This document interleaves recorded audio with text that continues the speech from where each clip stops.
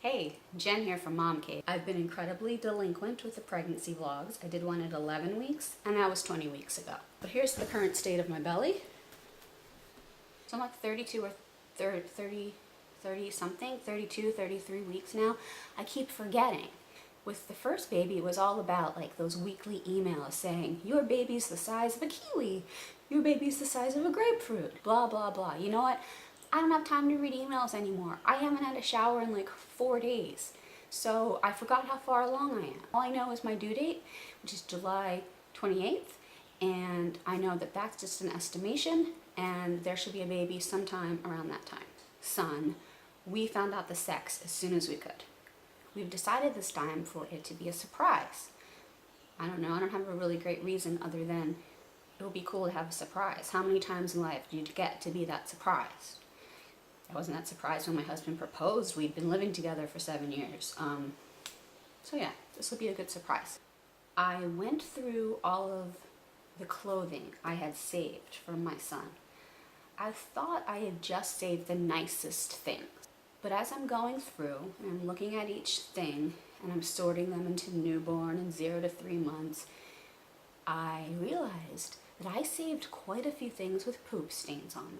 What does that tell you about my thought process back when I was putting those things away into storage? It tells me that I had a very different relationship with poop at the time. That a little poop didn't seem like such a big deal. Like, this is an adorable onesie. Why would I throw it out? Because there's a little poop stain that I'd forgotten. My son's been potty trained for a while now, and I had forgotten that poop becomes not that big of a deal, that it is part of your daily existence. So the clothing reminded me of that. I threw out the clothing with the poop stains, and I'm getting some non-poop stained clothing because that's the least I can do for this kid. Baby monitors. With my oldest son, when we were still living in New York City, 1-bedroom apartment, he slept 6 inches away from me. As you might see, if you watch the web series we have on this channel, Slummy Mummy, there's a scene about this. I was given a baby monitor as a gift for my first son.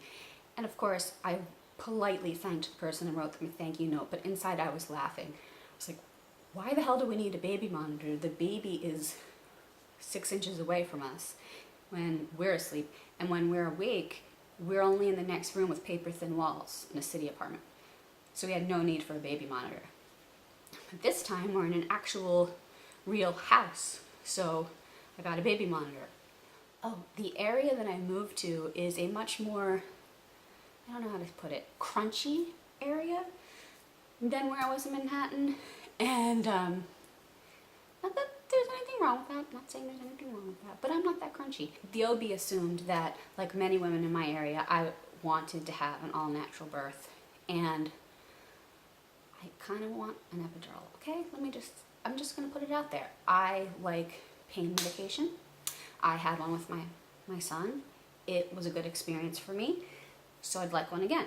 Well, apparently at the rural hospital, the anesthesiologist is not on site. So if you need them, you have to call them. And also, cell phone reception here in the mountains is horrible. So God forbid the anesthesiologist is like driving in a valley somewhere with no cell phone reception and can't get to the hospital. That's my biggest fear about this birth. That they're not going to call the anesthesiologist in time, and they're not going to get the call, and they're not going to get there, and I'm going to end up having a natural childbirth that I didn't plan on having naturally. I'm sure I'll live. I'll be fine. So another concern that I didn't have the last pregnancy is that my husband might miss the birth. I'm crossing my fingers that he doesn't, but he might, because he is a band leader. They had gigs booked, you know, like a year in advance before we even knew I was pregnant. And to back out of those gigs now would be unfair for the other bandmates who wouldn't have those jobs and wouldn't get paid. It would be just bad form all around, and I totally understand. And we need the money, so I want him to do them. But it means he's traveling all around my due date. So he's like away for 3 days, comes back for a day, away for 4 days, comes back for a day. And it's very possible that he might not be there. Even if he is somewhere where he can hop on a plane or drive back within a matter of hours, second babies come faster than first babies, so he might not make it back in time. So I'm sad about that. but I'm dealing with it. So I'm sad about that, but that's the life that we chose. We have an awesome life. We get to do a lot of cool things, and it's because of this weird artist freelance work we've chosen. So he might not be there, but my mom is going to come stay with me for some of that time, and she's a good person to have in the room. My little sister is pregnant with her first child. She's due just 2 weeks after me. So this has been interesting to see in comparison who's bigger than who.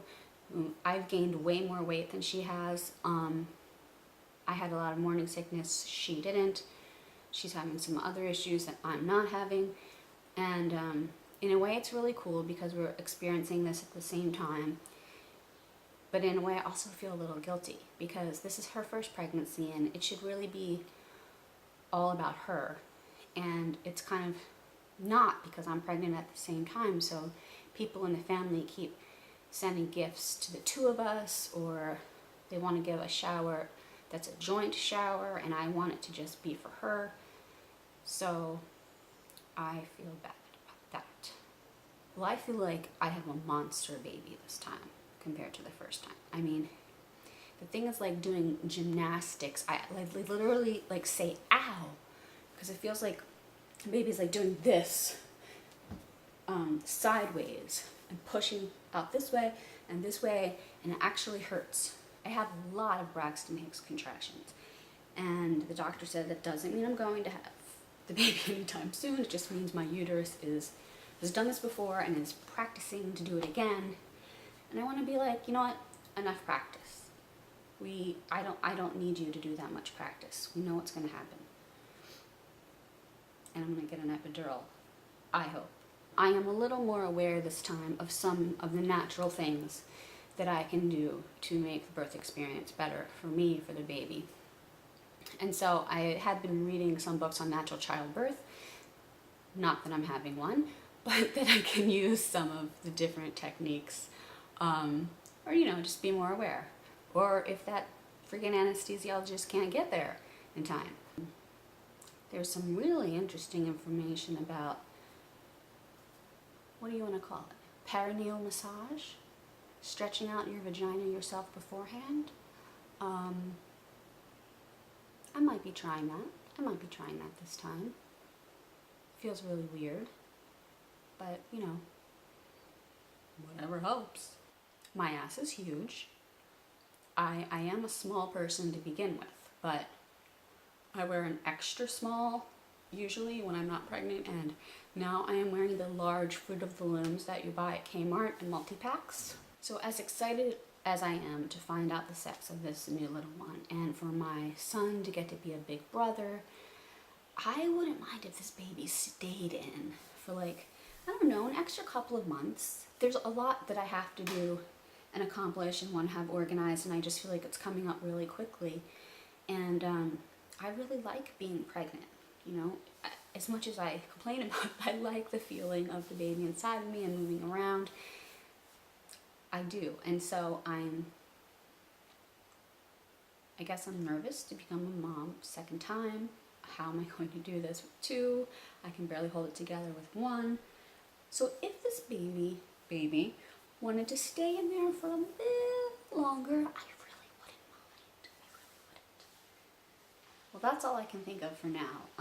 Hopefully I will make a few more of these before I give birth and not be so lax about it. You guys are making comedies for moms, and we have a weekly live show called MomCave Live with guests and giveaways. It's not safe for children. There's a lot of cursing and sex talk. But we joke about mom things.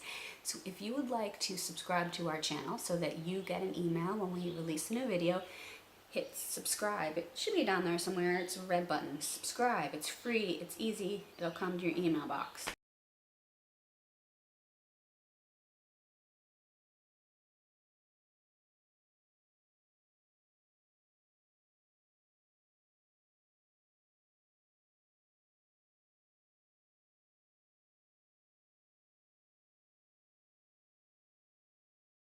Last look at the belly. So, oh yeah, my belly button popped out. I hear some people don't like that, and so they tape it down because they don't like how it looks. I don't like how it looks either, but I just don't have the time or energy to tape it down. It's totally popped out though.